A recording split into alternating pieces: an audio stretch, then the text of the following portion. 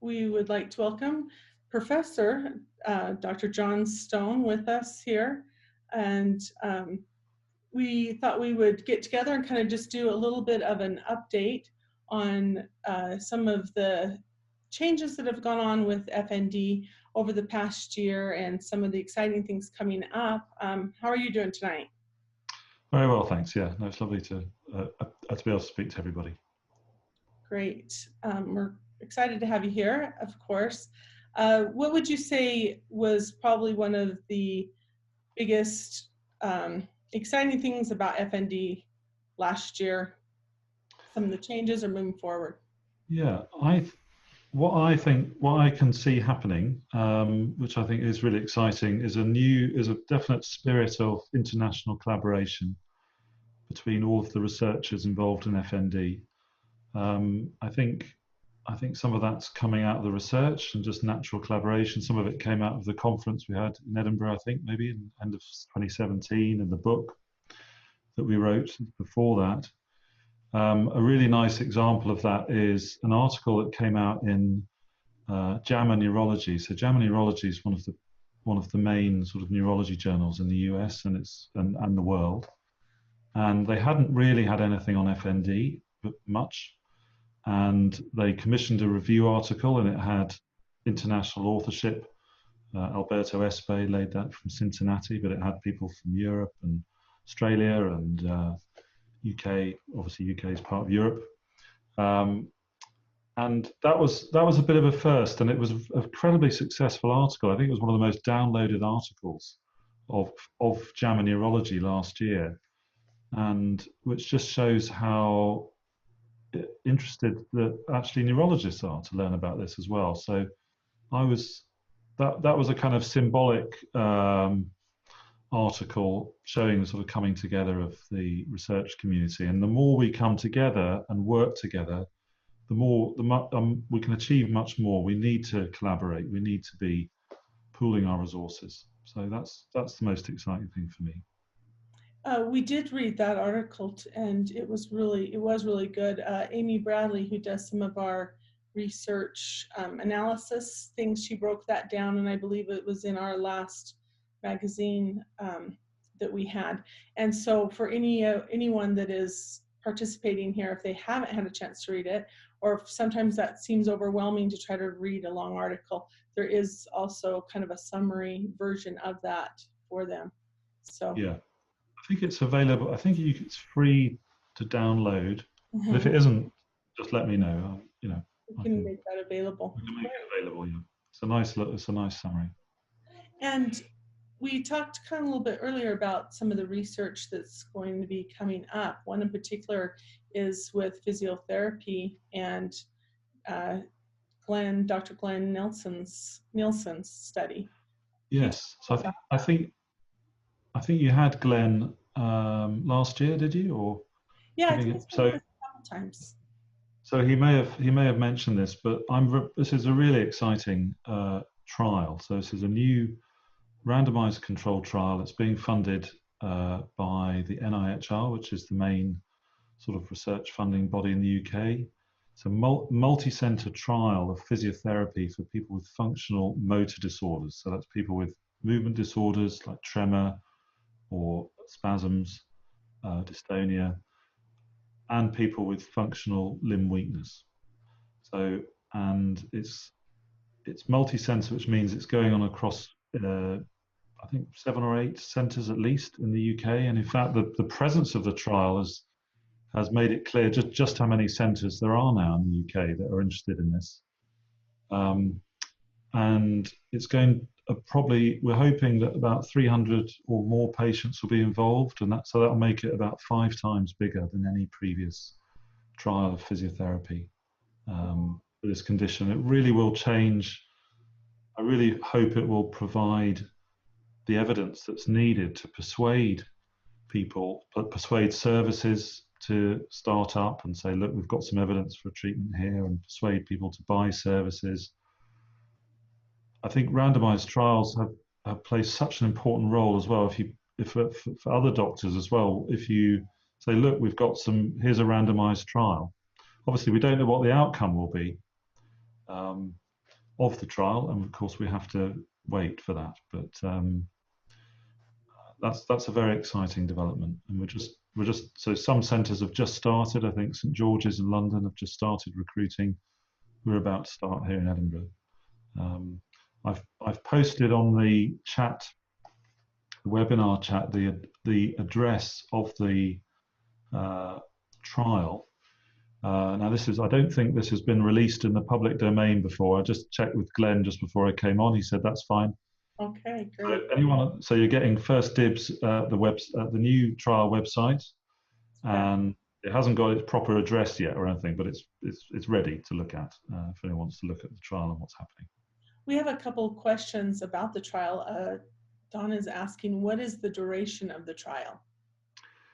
So the trial will be recruiting for about 2 years, and 18 months to 2 years. And then we have to have a follow-up period in that as well. So what we're comparing is standard neurophysiotherapy. So everyone in the trial will get physiotherapy, compared to a physiotherapy that is a little more intensive. So where patients get 8 or 9 sessions over 3 weeks, and potentially a little more, we think might be a little more directed towards FMD. But what we're not sure about is that better? Maybe it's better to have it all squashed up.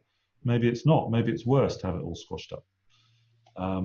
So it's partly a trial of intensity, and is it a good idea to, if you're trying to change movement patterns, to do it over a short time or a long time? You mentioned one thing there about FMD versus Yeah.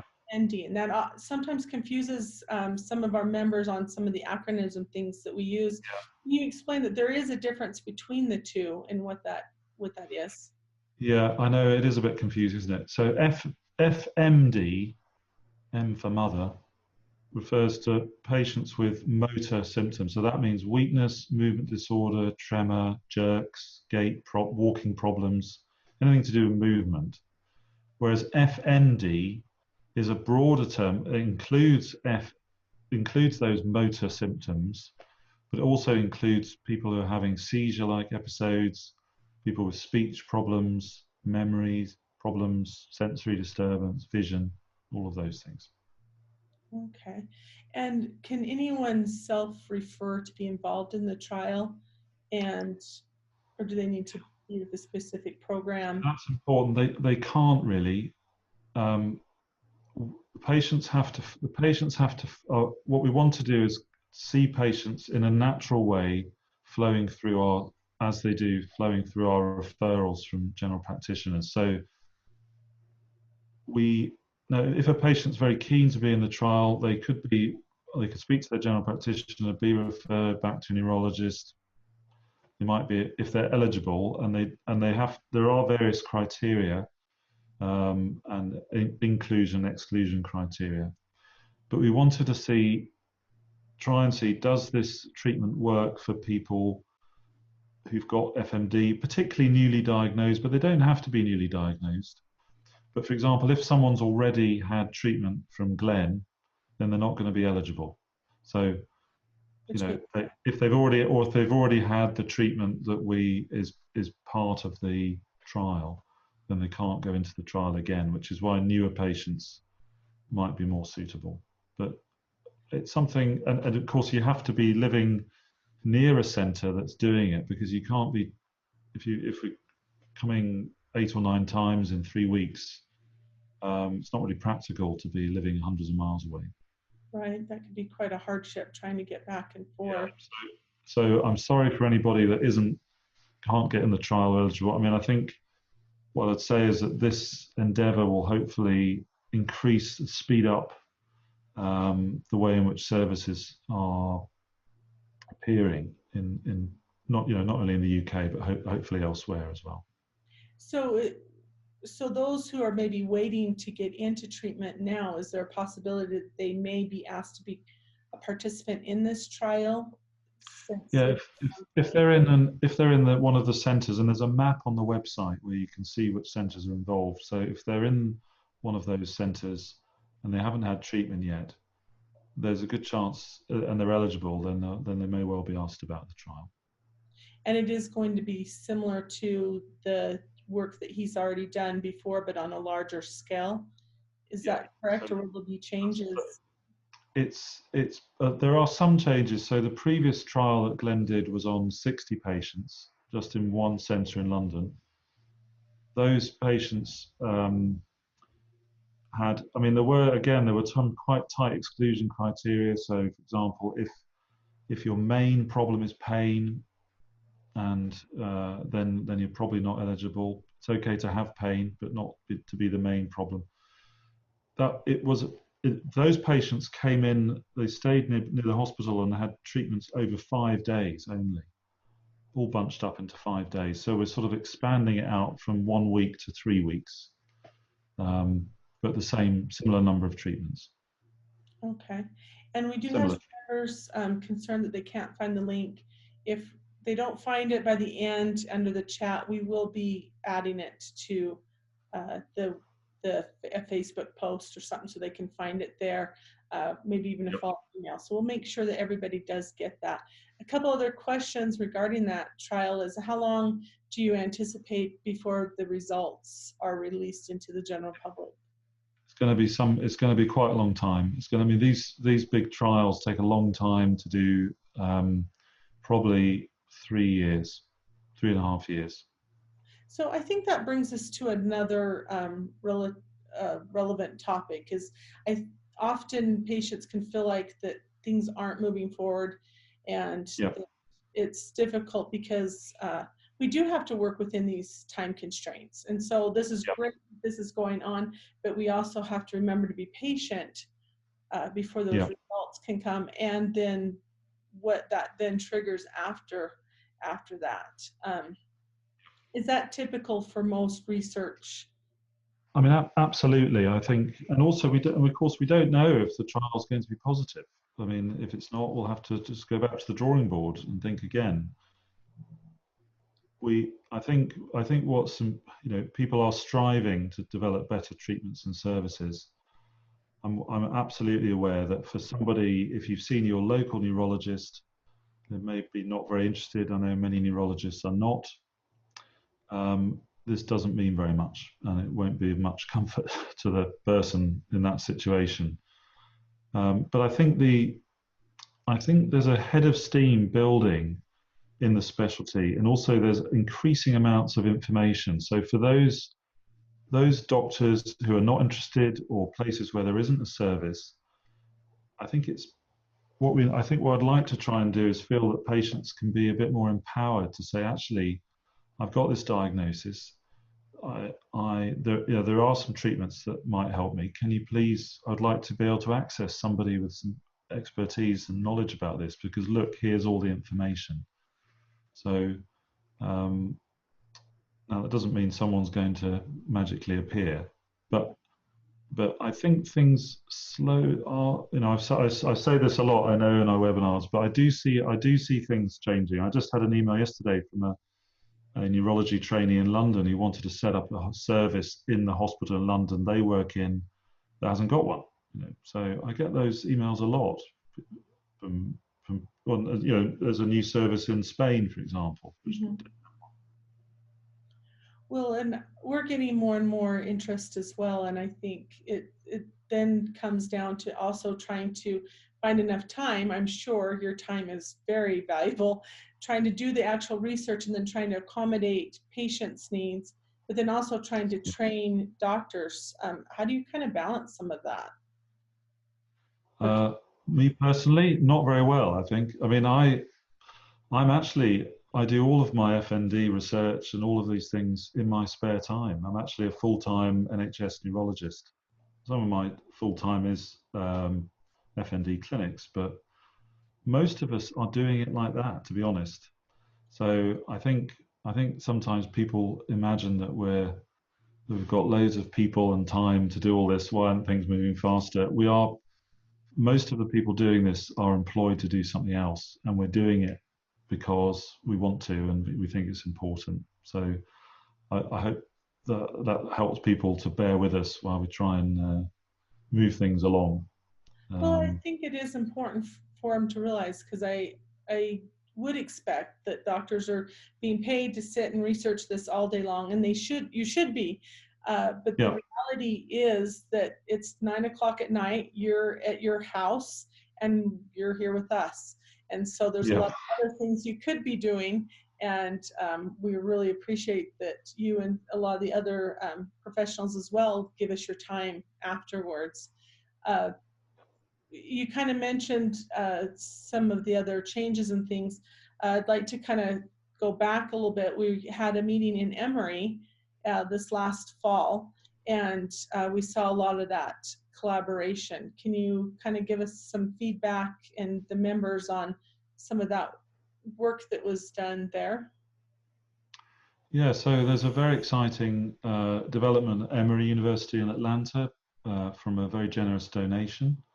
A patient with FND who's donated to the university there and set up these collaborative meetings, so international meetings, researchers, and I've been to two of them now. I found them extremely useful, and again, can't emphasize how important it is to make these collaborations and work across countries and to get enough data to start to build good science.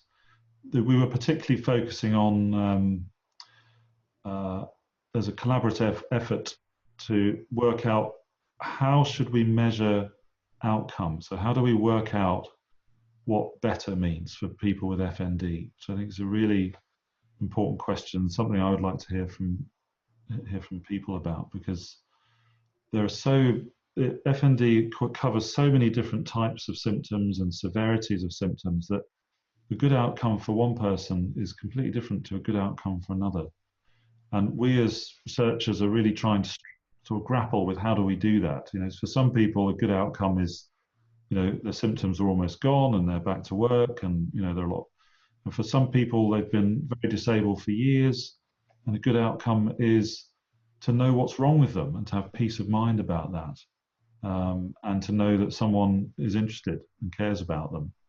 And their disability is severe, and quite hard to treat, but that's still a good outcome.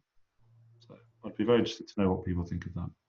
Well, and since we have 80 people here, anyone that wants to kind of give us some feedback, feel free to put it in the Q&A and Yeah, kind of get some of that. But I think that is really important, because how do you know which direction to take the research if you don't know what you were wanting in the yeah. outcome in the end? And so, and there's a lot of different opinions on that. So go ahead, this is your chance.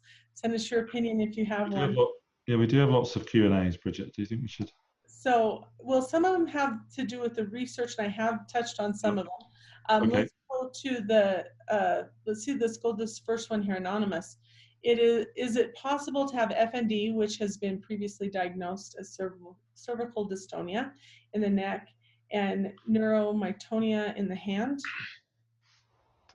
Yes, it's possible. FND can superficially look like nearly every any neurological condition. So there is, although most cervical dystonia is a thing of itself and not FND, you can have functional cervical dystonia, particularly after injury, particularly with pain. People's shoulders tend to go up like that, and the neck tends to be rather fixed, whereas in functional in normal cervical dystonia, it's more mobile. So, Um, I'm going to catch some over here in the chat too. If you can try to put them in the Q&A section, it is a little bit helpful for us. Another question is, why is it that a patient with severe pain is not given meds to help with their discomfort with FND? yeah, very good question. I think the honest answer to that is I think the meds are not very good, is the honest answer. And I think this is something that I have to find myself explaining to people a lot, because you would think in 2019 that doctors would have medication to treat pain and that would relieve suffering and severe pain. And the answer is we do not. I think doctors are not very good at explaining that.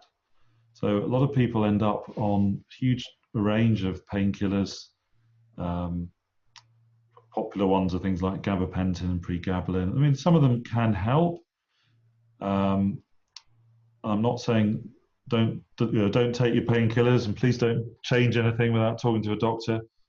But there are many, I meet many people on huge doses of all sorts of painkillers that are actually not helping at all, and actually probably making things worse, especially morphine type drugs or oxycodone. Um, I know it's baffling for patients that we don't have good drugs for pain, but we don't. And that is the bottom line. I think the thing that improves pain, in my experience, is rehabilitation and movement and understanding what chronic pain is, and that it's a volume knob turned up in your pain pathways that's got stuck. And the, the task for everybody is to try and turn that volume knob down whichever way we can. And drugs can help a little bit with that, but I don't think they will help that much. Thank you. Another question that we have, they're coming in kind of fast. Um, we've had a lot of questions in regards to FND and it being a progressive condition. Should patients be reviewed at regular intervals? Um, well, I mean, people are so individual, aren't they? So I think that patients should have the opportunity to be reviewed. I mean, not everybody needs or wants to be reviewed at regular intervals, and sometimes people get fed up of coming to hospitals and want to live their life, Many. even if they do have a disability. But I think there are situations where I mean, quite often in neurology, we can't be 100% sure. We have to be 95% sure, and then you might want to check the diagnosis correct. Um, I think it often is useful to be reviewed, but speaking personally, there's a huge pressure on my clinic. I mean, nobody's really interested in me seeing follow-ups. The managers and things, they want me to keep seeing the new patients. So everyone's trying to balance that. Um, and I think it is useful. What I try and do is keep the door open. So say, well, if there are new symptoms or things, if there are neurological issues that someone's worried about, I could see you and we can have a think of, is this part of FND? Is it something else? I know people are understandably concerned about that possibility, and people with FND are entitled to get other things wrong with them. You know. No, should always be looked at. Another question, and it comes up quite often, is have you seen many cases in young adults with FND as a result of childhood abuse? Wow, big question. I don't know. I think one of the things that happened last year that I was very proud of was a paper that we wrote for Lancet Psychiatry, which there was a researcher in Germany called Leah Ludwig who led on that. And it was a review of all the studies that had ever looked at this question. And what we found was that childhood abuse of all kinds, physical, sexual, but especially actually emotional neglect, interestingly, more than those two things, were more common in people with FND than people with similar neurological illnesses like MS. So they're probably about 3 times more common. Now, that still means that most people with FND have not had those experiences, but more have had them than should have had by chance. So that does suggest that having those experiences does something that leads people to be vulnerable to FND. And I think the reasons for that are complicated to do with changing the brain, changing patterns of movement, etc. So it is something that is worth thinking about and can be useful in treatment, but often is a bit overplayed, that doctors think, oh, that's the only reason. I think it's a bit like high cholesterol makes you more likely to have a heart attack. Yeah, well, it does, but there are plenty of people who have a heart attack of a normal cholesterol, and it's not the only thing that causes a heart attack. True. There's another question here on from another anonymous member. Is it? It's hard to keep up. They're kind of jumping around on me. Someone is wondering, how do you think awareness and recognition or the validity can be brought further around the country? They've recently been diagnosed and feel everything tends to be either blamed on it or I'm more doctor than the doctor when I'm hospitalized. Yeah, awareness. Well, another big long job. So I do take a long-term view there. I think we have to. My experience of teaching medical students is they're very interested. They're quite happy to learn about this and just see it as a regular condition. It's hard to teach an old dog new tricks. So if you've got established doctors, they're much harder to change attitudes. Um, and I think I think what we need to do is create the evidence of treatment and the evidence of about more evidence about this condition to help with that process. I think the other thing that would help a lot is things like if we had a celebrity with it, that would be fantastic. If we had films about it, books, magazine articles, all of these things, I think have. I mean, that we see that a bit more in the last year or two with mental health problems. In the UK, we've got members of the royal family talking about their mental health issues in a way that they never would have done 20 years ago. It is possible to change stigma. You look at a condition like autism, 25 years ago, autism was a thing that nobody wanted to have. No one was talking about it. And now that's really different. Everyone is beginning really understands it. It's a thing. People know how difficult it is. So I'm optimistic that it can change, but it's not going to happen quickly. We find too that sharing their stories and their experiences with the public is really important part of that change too. And so I think the empowering part of that is definitely where patients can get involved in the process. Some of the Absolutely. research, there's only so much they can do, or if they're not in the catchment area to participate in other things. But the awareness, Twitter feed has been a fabulous place. We see you Yeah. often on Twitter. So I think that those are all helpful ways that I agree completely. I think if we're talking long term, what's going to change our health systems and attitudes? I think I honestly think patients have probably more of a role to play than doctors, or at least equal. Or, I don't know. It's a massive role because governments listen to patients. They actually don't. You'd be surprised. They don't really listen to doctors. All the doctors are banging on about their condition. No one's that interested. When patients start talking about it and explaining and showing how bad it is, then they do listen or can listen. Um, as you say, there's been some fantastic films in the last year on Twitter, which I've put my website. I've revamped a bit. There's a videos page there. If everyone wants to. If they haven't caught some of these films recently, there was one by Georgia, which I think she did with you, and there was one by Jamie Lassell, who made her own film. They're great films about this condition.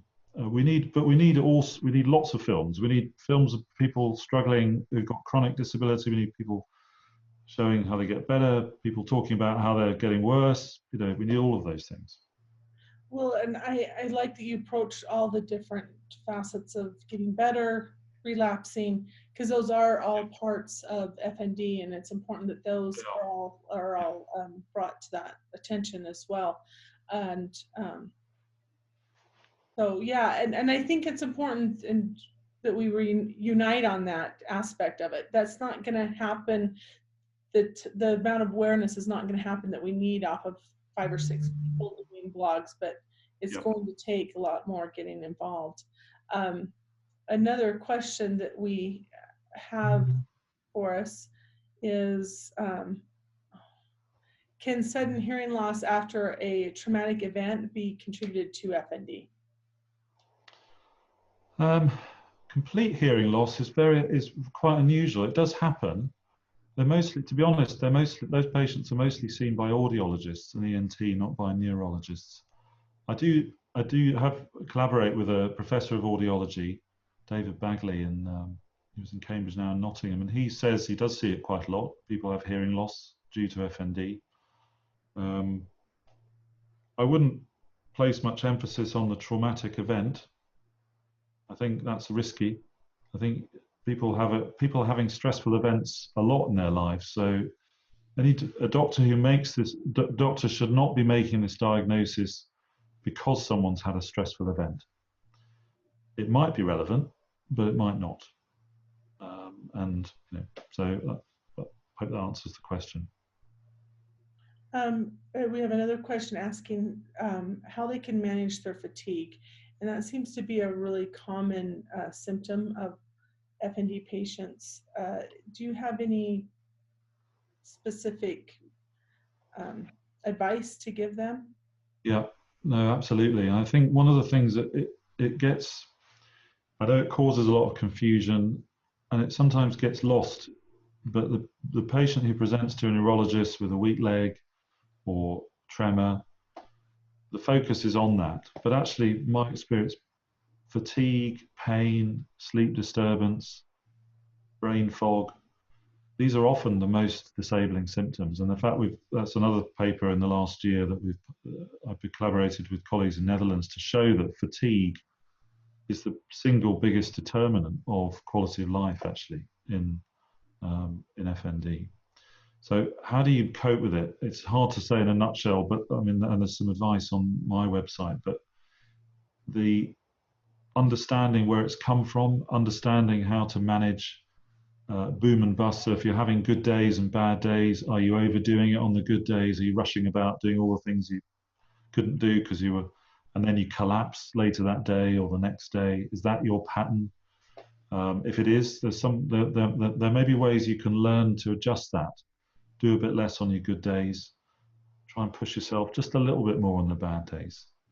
So initially learning what's something called pacing, and then over time learning to grade up that activity, learning that your brain and your body is more like a dynamo than it is a battery. Although it feels like a battery, like you're running out the whole time.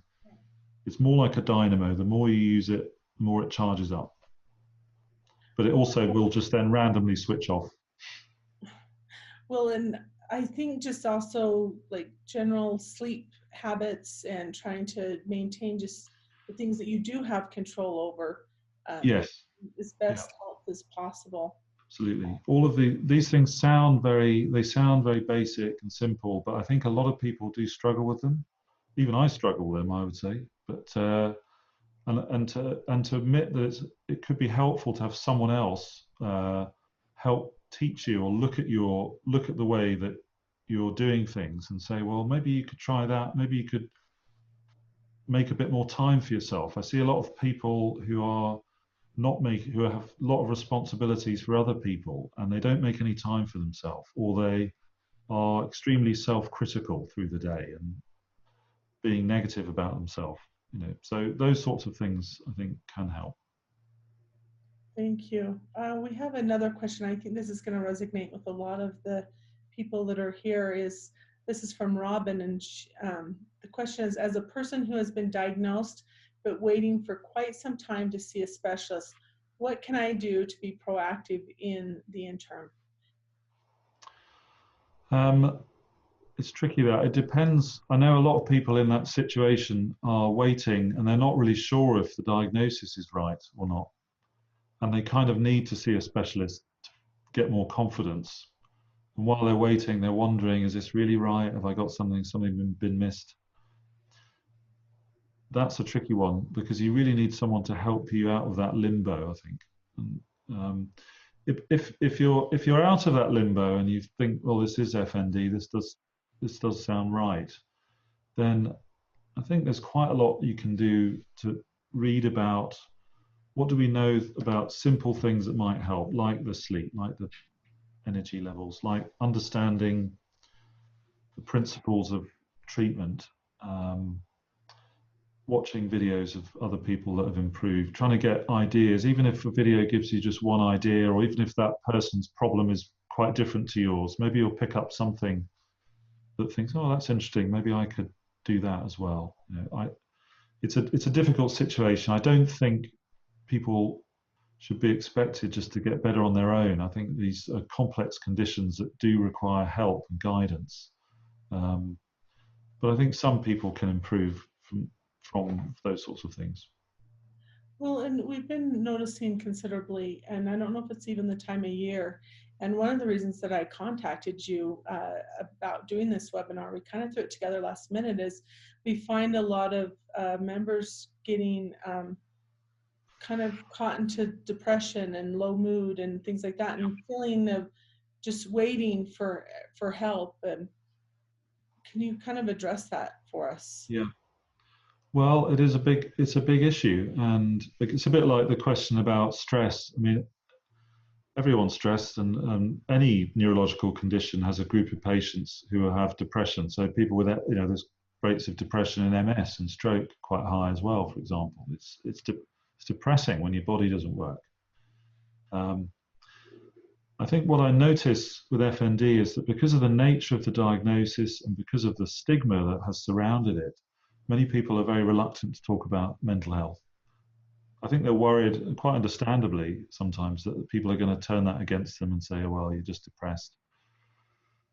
But I think the trouble with that is that some people who are depressed or anxious find it very difficult to talk about it. They think that the moment they talk about it, someone's going to, turn it against them. So I would just encourage everybody to try, if they are feeling like that, to talk to someone about it. It's okay to be depressed. Um, Having these symptoms is very depressing for some people, or they may have had depression before and it's making their FND worse. And um, that sort of openness, I think, is where I would start, and to recognise that there are treatments for depression, evidence-based treatments, and actually doctors, you may find that my impression is the stigma about depression and anxiety is a lot less than stigma about having FND in some ways. So if you can make that leap and say, right, okay, I am depressed or I'm anxious, just talk about it, and um, hopefully you can find a doctor who will take your FND seriously by itself, as well as the anxiety. And they do interact with each other. There's no doubt about it, but they are, they can be viewed separately as well. Well, and I think just reminding our viewers and those joining us that it is important that if they are feeling that way, that they do seek help, and Yeah, it's okay. And especially if they're having any feelings of suicide and just kind of contemplating that there's a lot of great help available. yeah, Those aren't resources that we actually can provide through our organization very well. We can get the numbers and stuff, but really we ask our members to please, please reach out to a family member if they're feeling that way, or to there's 800 number or whatever it is in each country to get that yeah, support. absolutely. I would say about the other thing, the thing that's a lot of people don't know about depression is that even quite mild depression is quite common to get fleeting or thoughts about, oh, is it worth carrying on? I sort of, or thoughts of, I wish perhaps I don't want to wake up in the morning. A lot of people are very scared by those thoughts because they think that is very unusual. It isn't. Those are thoughts that happen early on in quite mild depression, and they get worse, obviously, in worse depression. But so even realizing that and being able to talk to someone about that can be a big relief, because I think people often keep these things quite secret. They don't want to be seen as weak or mental or something like that. And particularly when they have this condition because of all the problems around it. Absolutely. They kind of feed off of one another. They There's do. a couple questions I want to also get to make sure that we clarify.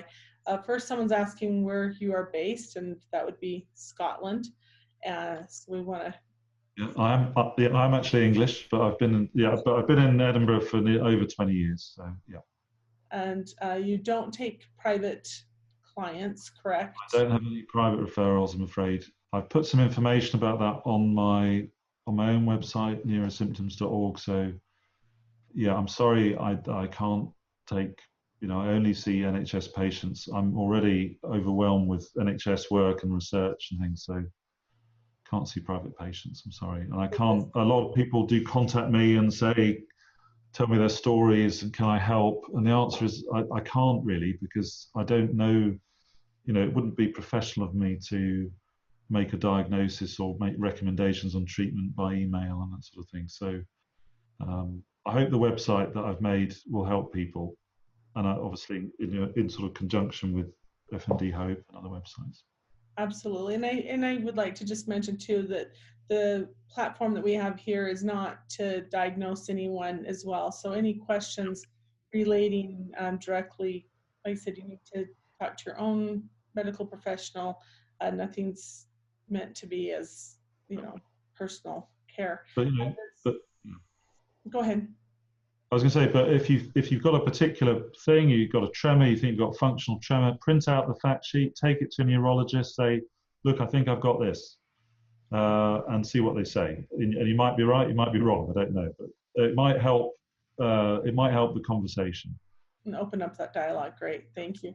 Another question here I wanted to touch on. It says, Dr. Stone mentioned FND as a progressive condition.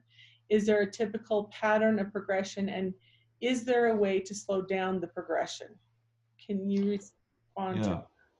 There actually isn't a typical pattern of progression. This is one of the really difficult things, because when you have a stroke, you're really bad at the beginning and then you slowly improve. And people sort of know that that's what happens, and you can even have a rough idea of what's going to happen when.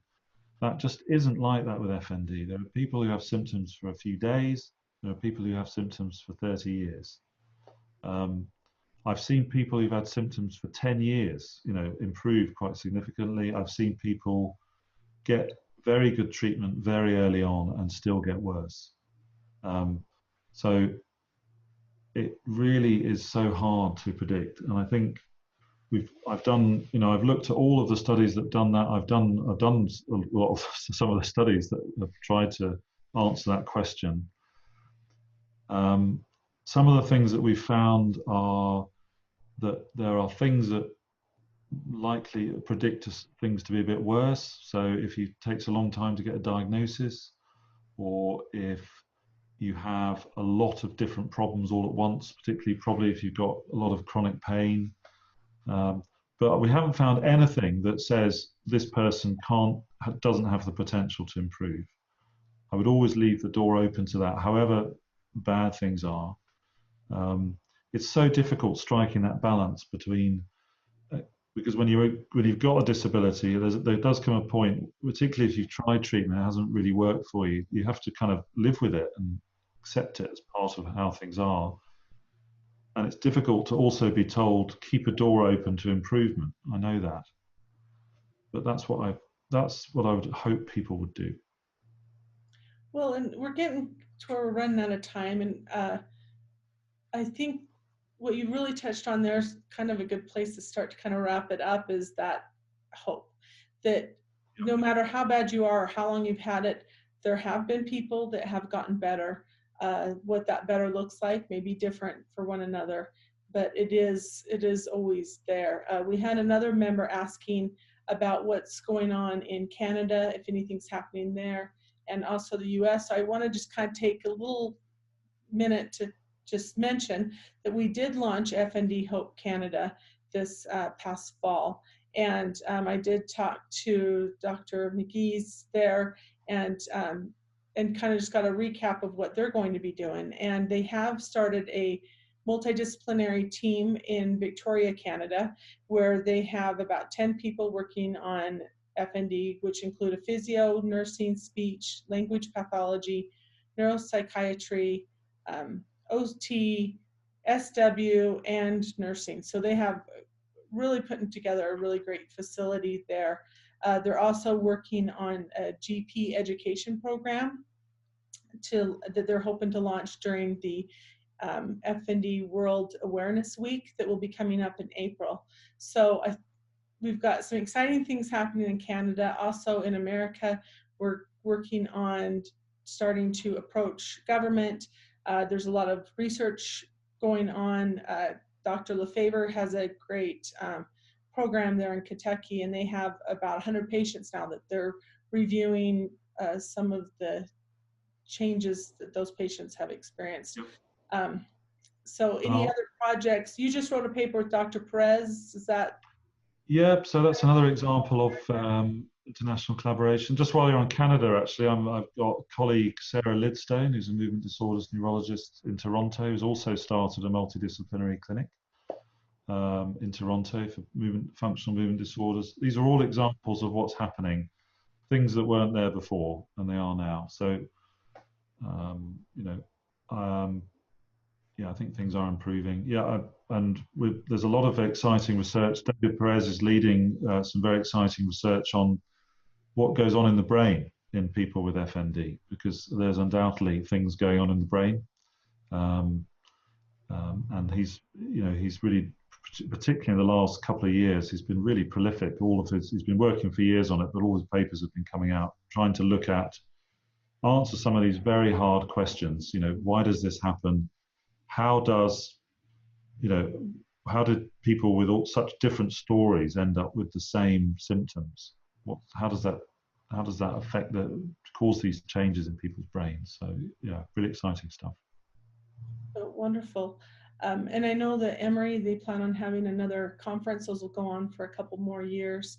This upcoming conference, I don't know if there's a date yet, but they are hoping to involve patients more in that. There's kind of a rotation. So I think that's also a really exciting event coming up. In the UK, we've got more inpatient meetings, and I believe, is there one scheduled for? There's one scheduled for Edinburgh we hope in March. We don't have a date yet, but I hope to be doing a sort of, an actual meeting face to face with There. patients. So that'll be great. And there'll also be one in London at the Queen Mary's Hospital. Berkshire will have one. The NHS England has launched 30 days consultation on draft service specifications for specialized neuropsychiatry and neuropsychology, which included FND, which is in a survey. So that's exciting. So I think that it's helpful to have these kind of webinars and have you come and answer some questions. There are a ton more. We're just not going to be able to get to all of them. I'm really sorry for everyone who's got questions we've not had time to answer yet. So some of them we'll try to catch next time maybe, but we just want to really thank you for taking your time to visit with us tonight and giving us some it's been great information and a little bit of hope. I have a very good challenging questions from everyone. Yeah, definitely. All right, well, thank you, and we appreciate everyone who attended. Thank you. Okay, all the best to everybody.